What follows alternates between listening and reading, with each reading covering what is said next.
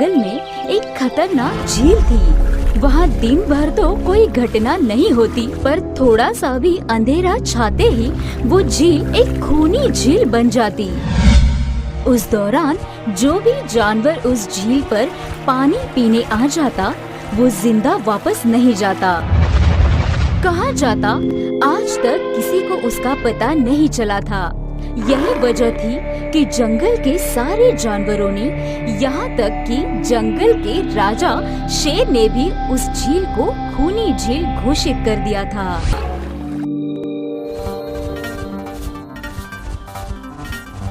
एक दिन उस जंगल में एक बंदर आ जाता है।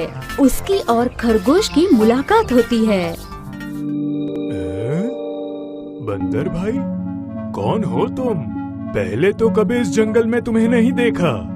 खरगोश भाई, आज तक मैं शहर में